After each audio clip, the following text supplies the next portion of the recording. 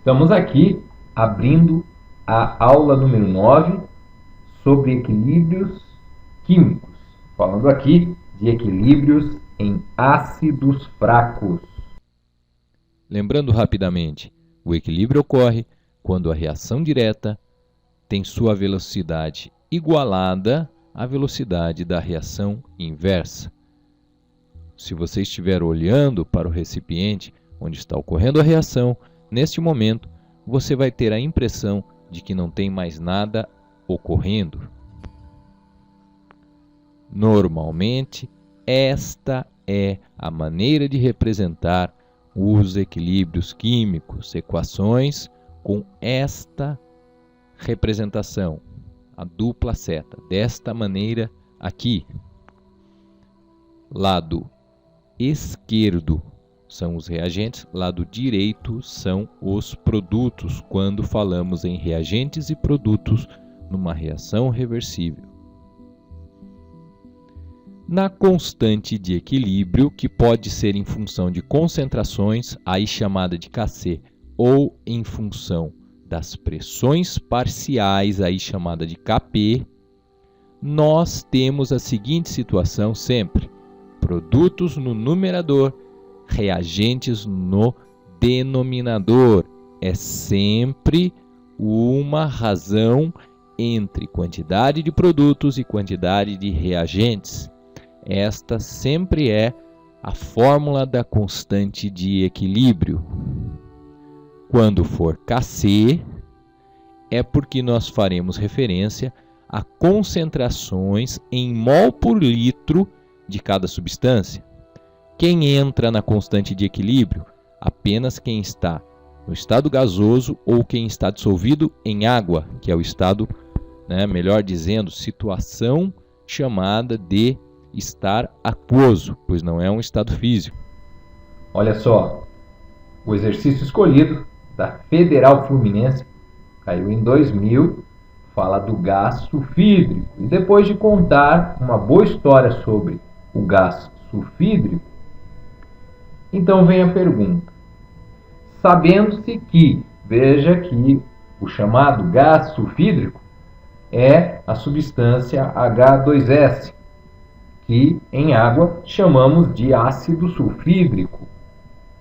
A temperatura ambiente e a pressão de uma atmosfera. Isso não vai importar para o exercício, você vai ver logo adiante.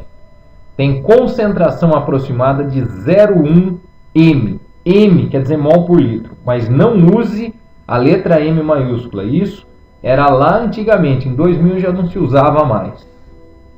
Então, a concentração de ânions sulfeto, S2-, em mol por litro será qual? Veja, não se escreve mols por litro, se escreve mol/L. Por que eu não corrigi o enunciado? Porque quando a gente pega a questão de vestibular, a gente tem que trazer na íntegra. Foram dados aqui Ka1 e Ka2. E é aqui que está a diferença desse tipo de exercício. Um exercício que é mais difícil do que o normal. Quando que ocorre de eu ter um primeiro Ka e um segundo Ka, ou às vezes até um terceiro? Quando o ácido em questão libera mais de um hidrogênio por molécula. Isso é feito de maneira parcial, de maneira sequencial. Isso ocorre com ácidos que ionizam formando mais do que um H+. Isso ocorre por etapas. A primeira etapa libera maior quantidade de H+, a constante de ionização da primeira etapa é chamada de Ka1 e assim por diante.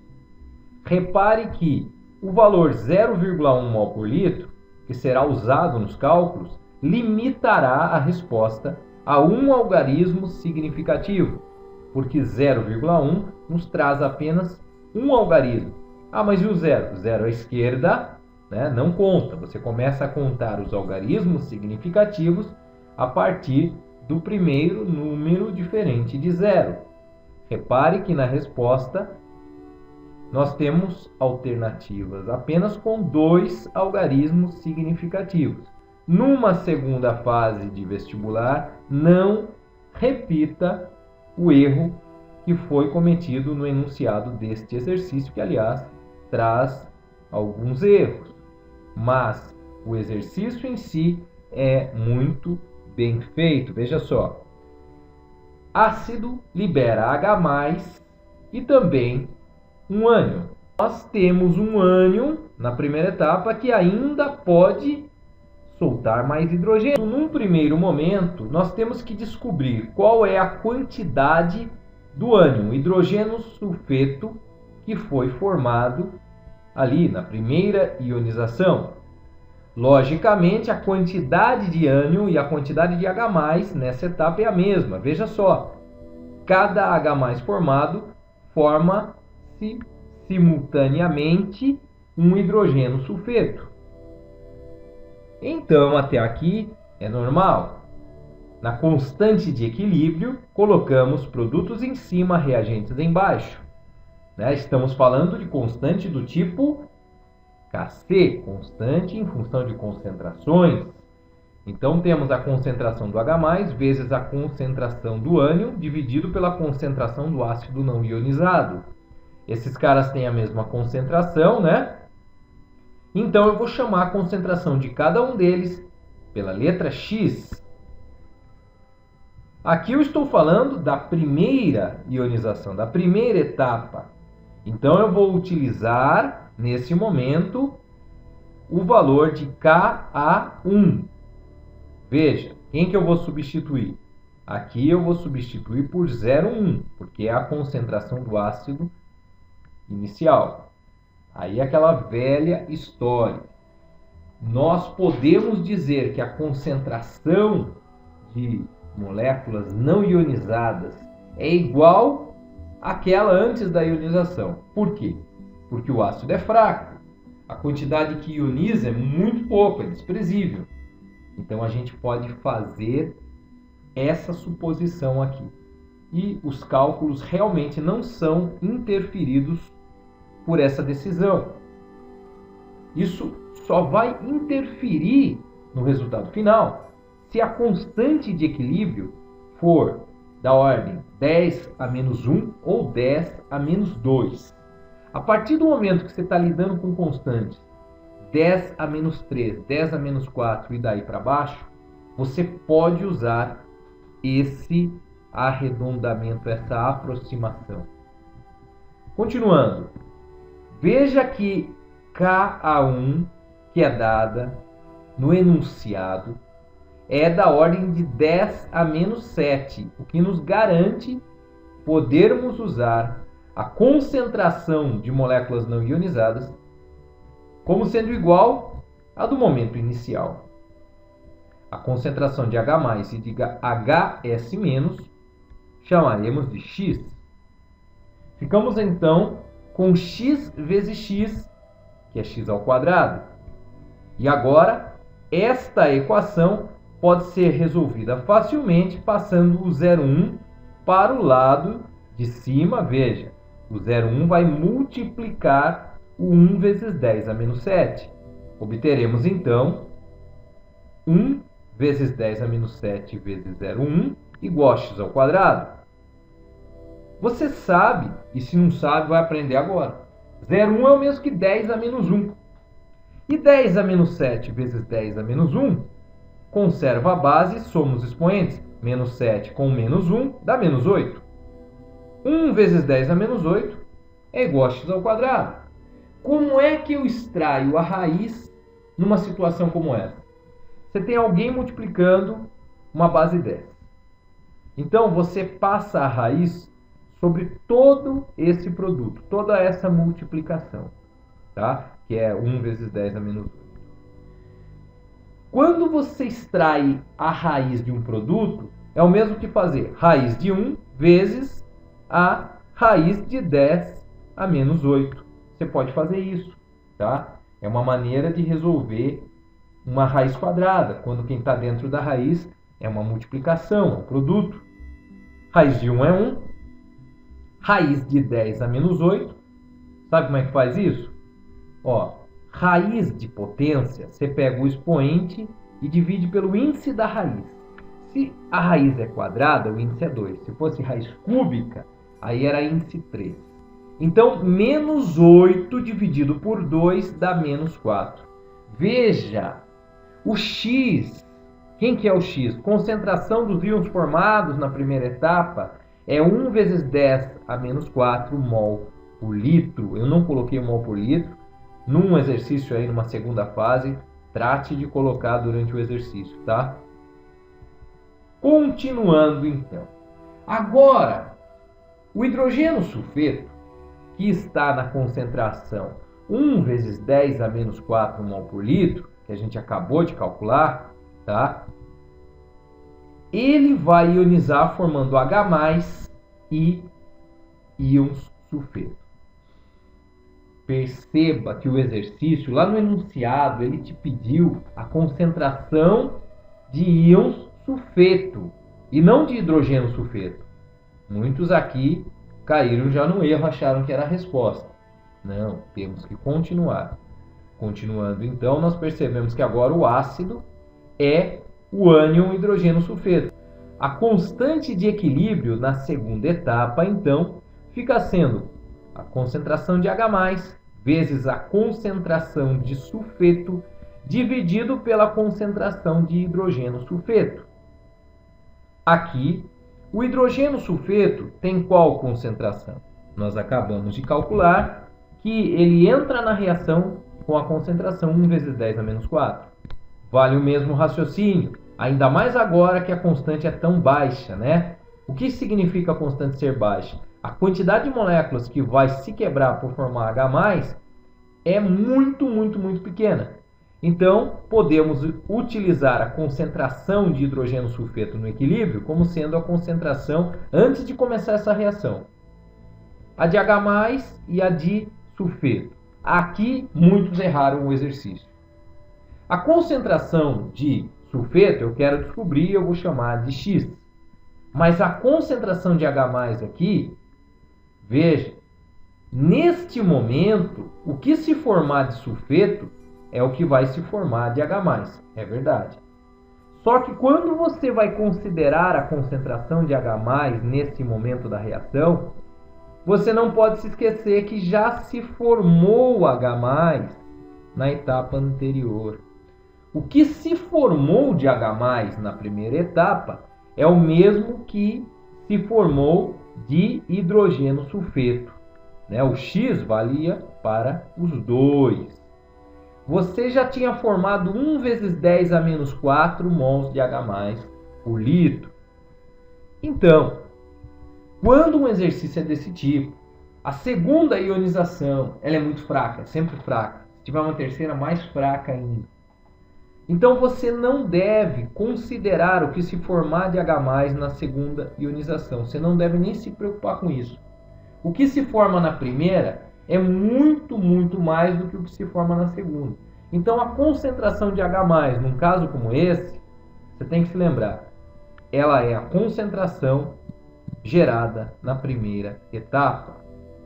A segunda formação é desprezível em relação à primeira. Quem que eu vou colocar aqui, então, no lugar da concentração de H+, acabamos de ver, vamos colocar o 1 vezes 10 a menos 4.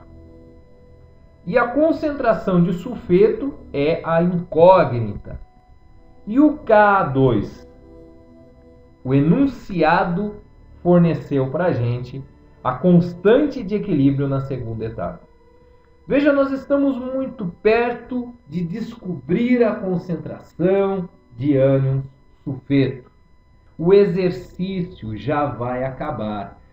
E por isso eu quero de novo te dizer, a concentração de H+ em exercícios que envolvem mais de uma etapa de ionização será sempre a concentração da primeira etapa.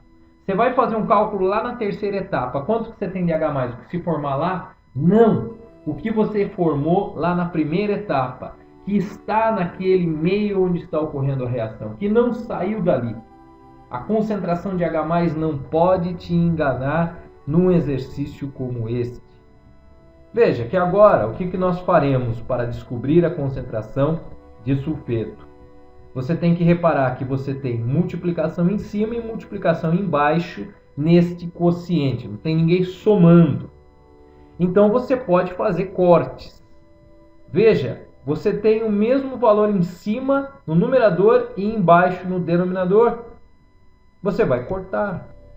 E aí, você vai obter que a concentração de ânion sulfeto nesta reação, no momento do equilíbrio químico, será 3 vezes 10 a menos 13 mol por litro. Esta é a resposta B. Como eu já te falei no início, deveria ser apenas um algarismo significativo. Deveria se escrever apenas 3 e não 3,0. E não cometa o erro de escrever a resposta como 3 vezes 10 a menos 13 mols por litro. Esse S aqui você não vai usar. Fica então aí, a resposta do exercício é a letra B. Eu quero aproveitar o momento para pedir para você colocar sempre suas críticas. Num primeiro momento o pessoal pediu muito para que regulasse o nível da música de fundo, que eu gosto de usar, para não atrapalhar. E é isso que eu quero. Eu quero conseguir atingir o aluno. Eu quero conseguir que você realmente aprenda assistindo essas aulas. Olha, eu faço esses vídeos para que você aprenda o assunto. Então eu tento melhorar a cada aula a qualidade do vídeo, a qualidade da imagem. Você percebe que eu edito os vídeos, eu não jogo qualquer coisa aqui no canal para você. Eu acredito que este é o melhor método para você, aluno, aprender. É no seu computador, assistindo um vídeo, que você pode pausar, que você pode voltar, que você pode assistir várias vezes seguidas. Eu acredito que esse é o futuro da educação e que o Estado, principalmente o Estado, pode economizar muito dinheiro que pode ser usado em outros setores, como casa própria, como alimentação de gente que passa fome, tirando o alto gasto que tem nas escolas presenciais e que não tem dado um bom resultado. Então eu quero que no meu canal você consiga aprender. E se ainda não consegue aprender, eu quero saber o porquê. Com isso também, nós podemos nivelar para cima a sociedade no ensino. Tirando aquela coisa de que só o aluno que tem dinheiro consegue acesso aos conhecimentos. Indico para você 3 livros. O JDLI ele fala de química inorgânica. Peter Atkins, Princípios da Química, onde você vai encontrar muita coisa específica de equilíbrios químicos. E para ser ainda mais específico, Fundamentos de Físico-Química, onde você vai encontrar muita coisa ainda mais detalhada sobre o assunto. Eu espero ter ajudado você nos seus estudos de equilíbrios químicos. Um bom estudo para você!